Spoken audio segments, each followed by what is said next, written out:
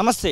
దేశవ్యాప్తంగా రిజర్వేషన్లకు సంబంధించినటువంటి చర్చ అయితే ఊపందుకున్నటువంటి పరిస్థితి. రిజర్వేషన్లు తీసివేస్తారనేటువంటి ఒక నినాదం, ఒక రకమైనటువంటి వాదన మాత్రం మనకు తెరపైకి వస్తున్నటువంటి పరిస్థితి. ఇక కాంగ్రెస్ పార్టీ బీజేపీ పార్టీ పైన రిజర్వేషన్లను తీసివేస్తారండి అంటే అటువంటి మాటను రాహుల్ గాంధీ అలాగే తెలంగాణ రాష్ట్ర ముఖ్యమంత్రి రేవంత్ రెడ్డి సైతం మాట్లాడుతున్నటువంటి తరుణంలో అసలు బీసీ సంఘాలు ఏమనుకుంటా ఉన్నాయి, బీసీ సంఘాలుగా ఈ రిజర్వేషన్లు తీసివేస్తున్నారనేటువంటి అంశం పైన ఎలాంటి కార్యాచరణ రూపొందించబోతున్నారు తెలుసుకునేటువంటి ప్రయత్నం చేద్దాం. మనతో పాటుగా బీసీ సంఘం జాతీయ అధ్యక్షుడు జాజుల శ్రీనివాస్ గౌడ్ ఉన్నారు. సార్ నమస్తే. చూస్తున్నారా, ఈ రిజర్వేషన్లకు సంబంధించి రాజ్యాంగాన్ని తీసివేస్తారనేటువంటి విషయంలో చాలా చర్చలు జరుగుతూ ఉన్నాయి దేశవ్యాప్తంగా కూడా. బీసీ సంఘం ఏం చేయదలుచుకుంది ఒకవేళ రిజర్వేషన్లు తీసివేసేటువంటి ఆలోచన ఏదైనా పార్టీ చేస్తే? అంటే రిజర్వేషన్లను పొమ్మనకుండా పొగబెడుతున్నారు, రిజర్వేషన్ల లక్ష్యాన్ని నీరుగారుస్తున్నారని చెప్పి మేము చాలా రోజులుగా ఆరోపణ చేస్తున్నాం. కానీ ఇప్పుడు ఈ రిజర్వేషన్లు రద్దు చేస్తారు, రిజర్వేషన్లు ఎస్సీ ఎస్టీ బీసీ సామాజిక రిజర్వేషన్లు భవిష్యత్తులో ఉండవు అని చెప్పి ఇప్పుడు విస్తృతంగా చర్చ జరుగుతుంది. ఇప్పుడు విస్తృతంగా చర్చ జరగడానికి కారణం ఏంటంటే ఇప్పుడు దేశవ్యాప్తంగా ఎన్నికలు జరుగుతున్నాయి కాబట్టి చర్చ జరుగుతుంది. వాస్తవంగా ఒక పార్టీ కాంగ్రెస్ పార్టీ అలా దేశవ్యాప్తంగా రాహుల్ గాంధీ గారు మళ్ళీ బీజేపీ అధికారంలోకి వస్తే ఈ సామాజిక రిజర్వేషన్లను ఎత్తివేస్తారు, అదేవిధంగా డాక్టర్ బిఆర్ అంబేద్కర్ రాసినటువంటి రాజ్యాంగాన్ని రద్దు చేస్తారు అని చెప్పి ఈరోజు రాహుల్ గాంధీ గారు అదేవిధంగా ఏఐసిసి అధ్యక్షుడు మల్లికార్జున ఖర్గే గారు అనేక సభలు సమావేశాలు చెప్తూ వస్తున్నారు. ఇక ఈ మధ్యనే ఇలా ప్రధానమంత్రి నరేంద్ర మోడీ గారి నుంచి మొదలుకుంటే అమిత్ షా వరకు జేపీ నడ్డా గారి వరకు మేము రిజర్వేషన్లను ఎట్టి పరిస్థితుల్లో తీసేయము, మేము రిజర్వేషన్లను కొనసాగిస్తామని చెప్పి వీళ్ళు చెప్తున్నారు. కానీ వాస్తవం ఏంటంటే ఇందులో మాకు ఏ రాజకీయ పార్టీతో సంబంధం లేదు, ఇలా ఒకరి మీద నిందలేయాల్సినటువంటి అవసరం మాకు లేదు. కానీ ఉన్న వాస్తవాలను ప్రజలకు చెప్పాల్సినటువంటి సామాజిక బాధ్యత మా మీద ఉంది.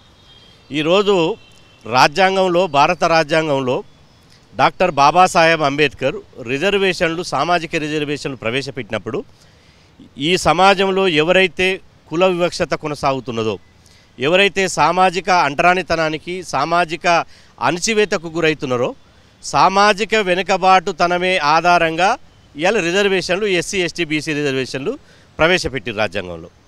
కానీ ఇలా దేశవ్యాప్తంగా మొదటి స్వాతంత్రం వచ్చినప్పటి నుంచి ఇప్పటి వరకు బీజేపీ ప్రభుత్వం రానంత వరకు ఈ ఎస్సీ ఎస్టీ బీసీ రిజర్వేషన్లు సామాజిక రిజర్వేషన్ కొనసాగుతున్నాయి.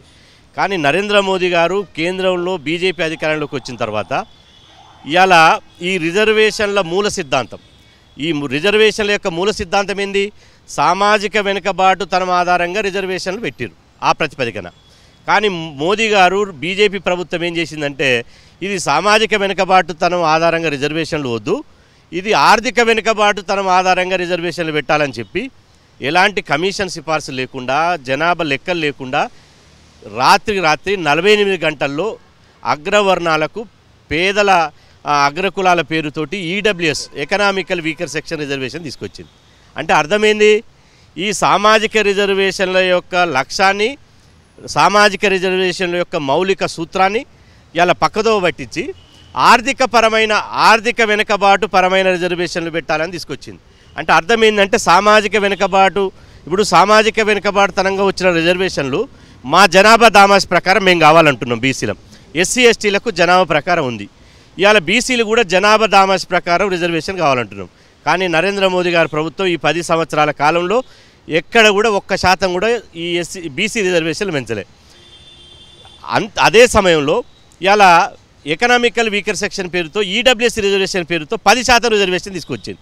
మరి 10% జనాభా అగ్రవర్ణాలు ఉన్నారంటే అది కూడా లేదు. వాళ్ళకేమన్నా కమిషన్ రికమెండేషన్ చేసిందంటే అది లేదు. అదేవిధంగా వాళ్ళకేమన్నా కుల వివక్షత ఉన్నదంటే అది లేదు. సమాజంలో గౌరవం ఉన్నటువంటి వాళ్లకు, సమాజంలో అధికారాన్ని 100,000 సంవత్సరాలు పరిపాలిస్తున్నటువంటి పాలిత కులాలకు రిజర్వేషన్ పెట్టారు. ఇవాళ 100 తాత ముత్తాల నుంచి వెనుకబడి సామాజికంగా, విద్యాపరంగా, ఉద్యోగపరంగా, రాజకీయ పరంగా వెనుకబడిన బీసీలకేమో రిజర్వేషన్లు రోజు కోత విస్తున్నారు. ఇవాళ నిజంగా మోదీ గారు బీజేపీ ప్రభుత్వం నిజంగా రిజర్వేషన్లు ఎత్తివేస్తలేదు అంటున్నారు కదా, మరి ఈడబ్ల్యూఎస్ రిజర్వేషన్లు ఎందుకు తీసుకొచ్చారు? ఈడబ్ల్యూఎస్ రిజర్వేషన్లు తీసుకొచ్చి సామాజిక రిజర్వేషన్లను నీరుగారుస్తున్నారు. భవిష్యత్తులో ఇది నీరుగార్చి ఈ సామాజిక రిజర్వేషన్లు దశల వారీగా ఎత్తివేసుకుంటూ వచ్చి ఆర్థిక వెనుకబాటు పేరుతోటి రిజర్వేషన్లు పెంచుకుంటూ పోతారు. ఇప్పుడు 10% ఇచ్చారు, మళ్ళీ కొన్ని రోజులకు 20% ఇస్తారు, ఆ తర్వాత 30% ఇస్తారు, తర్వాత దీనికి మంగళం పాడతారు. ఇది అసలు యొక్క ఉద్దేశం. దీని యొక్క ఉద్దేశం మేము ఉన్న పలంగా దీని మీద అంటలేం. గతంలో ఈ బీజేపీకి అనుబంధ సంఘాలు ఏదైతే ఉన్నాయో కొన్ని సంస్థలు, కొంతమంది వ్యక్తులు ఇలా దీనికి సంబంధించినటువంటి కొన్ని వర్గాలు ఏమంటున్నాయంటే, వాళ్ళు మీటింగ్లు పెట్టి రిజర్వేషన్లు ఇంకా అవసరమా, స్వాతంత్రం వచ్చినప్పటి నుంచి ఇప్పటి వరకు 70 ఏళ్ళుగా రిజర్వేషన్లు కొనసాగుతున్నాయి, దీని మీద సమీక్షించాలి, ఈ రిజర్వేషన్లు సమీక్షించి అవసరమైన వాళ్ళకి రిజర్వేషన్లు ఉండాలి, ఈ రిజర్వేషన్లను ఇలా ఒకే వర్గానికి ఎందుకు పెడుతున్నారు అంటే రకరకాలుగా చర్చ వచ్చి ప్రజల్లో రిజర్వేషన్ల మీద ఒక ఏమంటారు, రిజర్వేషన్ల మీద ఒక హేయభావం వచ్చి, రిజర్వేషన్ల మీద ఒక చెడు దుష్ప్రభావం వచ్చే విధంగా ఆ భావజాల వ్యాప్తిని పెంచి రిజర్వేషన్లను ఎందుకు చెప్తున్నామంటే, ఈరోజు రిజర్వేషన్లు పెడితే మెరిట్ దెబ్బతింటుందని చెప్పిన వాళ్ళు మీరే కదా. రిజర్వేషన్లు పెడితే మాకు ఓబీసీలకు విద్యా ఉద్యోగాల రిజర్వేషన్లు పెడితే ఈ ఓబీసీలకు తెలివి లేదని చెప్పి ఢిల్లీలో గాడిదల మీద ఊరేగించారు. ఓబీసీ ప్లే కార్డు గాడిద మీద పెట్టి వీళ్ళకు తెలివి లేదు, వీళ్ళకు ఇంజనీర్ అయితే బ్రిడ్జీలు కూలిపోతాయి, డాక్టర్లు అయితే మనుషులు చచ్చిపోతారు, కాబట్టి వీళ్ళకి తెలివి లేదన్నారు అని చెప్పి ఇవాళ ఢిల్లీలో మమ్మల్ని అవమానించి బీసీల తెలివిని ప్రతిభను అవహేళన చేసినటువంటి వాళ్ళు ఇవాళ మేము రిజర్వేషన్లు కొనసాగిస్తామంటే వాడు నమ్ముతాడా? రిజర్వేషన్లు కొనసాగించే వాళ్ళైతే జనాభా దామాష్ ప్రకారం రిజర్వేషన్లు ఇచ్చి ఈ సామాజిక రిజర్వేషన్లకు ఉన్న సీలింగ్ని ఎందుకు ఎట్టారు? 50% పరిమితి ఎట్ట చేస్తారు? ఏ రాజ్యాంగంలో, ఏ ఆర్టికల్లో, ఏ సెక్షన్లో, ఏ చట్టంలో 50% కుదింపు ఉండాలని ఉంది? లేదు. మరి 50% రిజర్వేషన్లు అన్నప్పుడు 10% అగ్రవర్ణాలకు రిజర్వేషన్లు పెడితే 60% అయింది కదా. మరి 60% అయినప్పుడు బీసీలకు ఎందుకు రిజర్వేషన్లు పెంచారు? ఒక బీసీ ప్రధానమంత్రి 10 సంవత్సరాలు పరిపాలన చేసి 1% కూడా రిజర్వేషన్లు పెంచడా? కనీసం నిజంగా మీకు బీసీల మీద చిత్తశుద్ధి ఉంటే కేంద్రంలో ఒక ప్రత్యేక మంత్రిత్వ శాఖ పెట్టడా? అదేవిధంగా బీసీలకు బడ్జెట్లో కేటాయింపులు చేయడా? అంటే బీసీలు సంఘటితమైతే, ఒక సామాజిక న్యాయ ఉద్యమం ఒక బలోపేతమైతే మాకు పుట్టగతులు ఉండవు. మేము దేవుని పేరు మీద, మతం పేరు మీద ఓట్లు అడిగితే రేపు అధికారంలోకి రాలేమనే ఒక దూరదృష్టితోటి, ఒక కుట్రబుద్ధితోటి మాత్రమే ఈ రిజర్వేషన్లను పొమ్మనకుండా పొగబెట్టాలని నీరు గార్చాలని చూస్తున్నారు. అందులో భాగంగానే ఇవాళ ఈ దేశవ్యాప్తంగా చర్చ జరుగుతున్నది. నేను అంటున్నా, మీకు నిజంగా చిత్తశుద్ధి ఉంటే కోర్టుల బీసీ కులగణన చేయండి, దేశంలో సమగ్ర కులగణన చేయండి.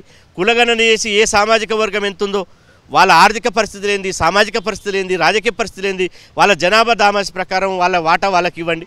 మహిళా బిల్లు పెట్టిరు, ఎస్సీ ఎస్టీలకు సబ్కోటా ఇచ్చారు, ఇవ్వాల్సిందే. కానీ బీసీలకు ఎందుకు సబ్కోటా ఇవ్వలే? బీసీ ప్రధానమంత్రి కదా, బీసీ మహిళలకు ఎందుకు సబ్కోటా ఇవ్వలే? అంటే బీసీ కులగణన చేయరు, బీసీ రిజర్వేషన్లు పెంచరు, అదేవిధంగా మహిళా బిల్లులో బీసీ మహిళలకు సబ్కోటా ఇవ్వరు, ఇలా రిజర్వేషన్లు రద్దు చేస్తున్నారంటే అవి 100% అనుమానాలు ఉన్నాయి. ఈ విధమైనటువంటి మీరు ఈ విధంగా చేస్తున్నారు కాబట్టి ప్రజల్లో ఒక అనుమానం ఇలా తీవ్రస్థాయిలో వచ్చింది. రావడానికి ప్రధాన కారణం మీరే. తెలంగాణ రాష్ట్రంలో ఉన్నటువంటి బీసీలు ఈ విషయాన్ని గమనిస్తున్నారు అనుకోవచ్చా? ఇప్పుడు బీజేపీ చెప్తా ఉంది ఇక్కడ మేము 2 డిజిట్లకు సంబంధించినటువంటి ఇక్కడ ఖచ్చితంగా గెలవబోతున్నటువంటి మాట వారు చెప్తా ఉన్నారు. బీసీలు ఇక్కడ ఆ విషయాన్ని గమనిస్తున్నారా, ఈ రిజర్వేషన్లు తీసివేస్తున్నారా అనేటువంటి విషయాన్ని? 100% రిజర్వేషన్లకు బీజేపీ ప్రభుత్వం ఎప్పుడున్నా ముప్పు వస్తుంది. ఎందుకు ముప్పు వస్తుందంటే, ఒక రోజు 2 రోజులు 5 సంవత్సరాలు చూసిన చరిత్ర కాదు ఇది. గతంలో దేశంలో వచ్చినటువంటి ఒక పెద్ద ఉద్యమం ఏది? మండల్ కమిషన్ ఉద్యమం. దేశంలో మా వాటా మాకు కావాలి, మా హక్కులు మాకు కావాలని చెప్పి కోట్ల మంది బీసీ రోడ్లు ఎక్కినప్పుడు ఇదే బీసీలకు వ్యతిరేకంగా కమండల్ పేరుతోటి ఉద్యమాన్ని తీసుకొచ్చి కమండల్ ఉద్యమాన్ని నడిపినటువంటి మాట వాస్తవం కదా. అద్వానీ గారు రథయాత్ర చేస్తే బీహార్లో లల్లూ ప్రసాద్ యాదవ్ అరెస్ట్ చేయించినటువంటి మాట వాస్తవం కదా. కమండల్ ఉద్యమం నుంచి ఇప్పటి వరకు మేము కులగణన కావాలంటే మీరు ఇలా కులగణన అడిగే వాళ్ళు విదేశీ శక్తుల కుట్ర, ఇది విదేశీ పరుల ఎజెండా అంటున్నారు కదా. అంటే ఈ దేశంలో ఉన్న పౌరులం మా వాటా మాకు కావాలి, ఈ భూమి మాది, ఈ సంపద మాది, ఈ హక్కు మాది, ఉత్పత్తి మాది, ఈ సంపదలో మాకు మా జనాభా దామాష ప్రకారం భాగం కావాలంటే ఇది విదేశీ శక్తుల కుట్ర అంటున్నారు కదా. అంటే ఎక్కడ ఇది మీరు ఎక్కడ చేస్తున్నారు? మీకు నిజంగా చిత్తశుద్ధి ఉంటే ఇవాళ కనీసం 10 సంవత్సరాల ఒక సపరేట్ మినిస్టర్ ఎందుకు పెట్టవు? ఇవాళ మీరు అంటున్నారు కదా తెలంగాణ రాష్ట్రంలో ఇవాళ బీసీలకు ఇచ్చినాం అంటున్నారు కదా, బీసీ ముఖ్యమంత్రి అన్నారు.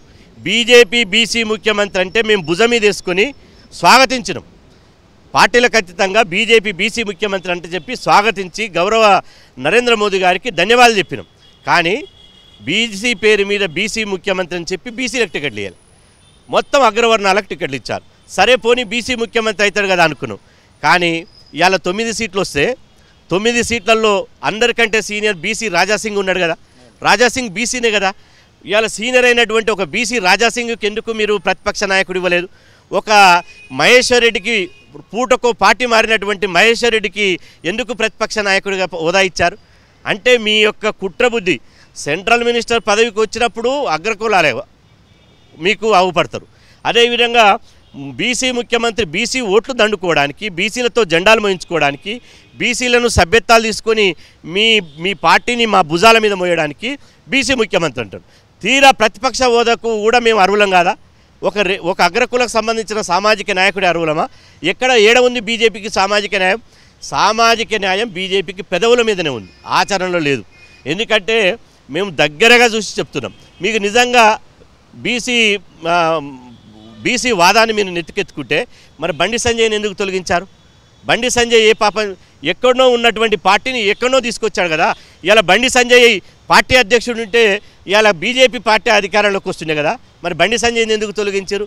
అంటే ఒకవైపు బీసీలను బలి చేసి, ఒకవైపు బీసీలను రాజకీయంగానే చేసి, ఒకవైపు 70 కోట్ల మంది బీసీల ఆకాంక్షలను గౌరవించకుండా అణచివేసి, రిజర్వేషన్లకు పొమ్మనకుండా ఎసరు పెట్టి ఇలా మా యొక్క మనోభావాలను దెబ్బతీస్తున్నటువంటి బీజేపీ ఇప్పటికైనా తన వైఖరి మార్చుకోవాలి. నిజంగా బీజేపీకి కనుక చిత్తశుద్ధి ఉంటే ప్రధాని నరేంద్ర మోడీ తెలంగాణ పర్యటనకు వస్తుంది కదా, అమిత్ షా గారు తెలంగాణ పర్యటనకు వస్తుంది కదా. ఎస్, మేము బీసీల మీద చిత్తశుద్ధి ఉంది, మేము కులగణన చేస్తాము, బీసీలకు జనాభా నామస్ ప్రకారం రిజర్వేషన్లు ఇస్తామని చెప్పండి. ఎంతసేపు ముస్లిం రిజర్వేషన్లు రద్దు చేస్తా, బీసీలకు ఇస్తా, బీసీలకు ముస్లింలకు కొట్లాట పెట్టాలి, వానికి వీనికి కొట్లాట పెట్టాలి, అది కాదు కదా. ఎవరి జనాభా నామస్ ప్రకారం వాళ్ళ వాట ఇవ్వండి, అప్పుడే బహుజన సమాజం, బీసీ సమాజం బీజేపీ నమ్ముతుంది. ఇది ఆ పరిస్థితి. దాదాపుగా దేశవ్యాప్తంగా చర్చ నడుస్తున్నటువంటి రిజర్వేషన్ల అంశంలో మాత్రం ఖచ్చితంగా ఒక క్లారిటీతోని బీసీ సంఘాలుగా మేమైతే ఉన్నాము, ప్రజలను చైతన్యం చేస్తాము. ఖచ్చితంగా ఎవరు ఈ రిజర్వేషన్లు తీసివేయడానికి సాహసించినా కానీ మా యొక్క పోరాటం అయితే ఉధృతం చేస్తామనేటువంటి మాటనైతే బీసీ జాతీయ సంక్షేమ సంఘం అధ్యక్షుడు జాజుల శ్రీనివాస్ గౌడ్ చెప్తున్నటువంటి పరిస్థితి. కెమెరా పర్సన్ సతీష్తో కలిసి శ్రీనివాస్, తొలి వెలుగు, హైదరాబాద్.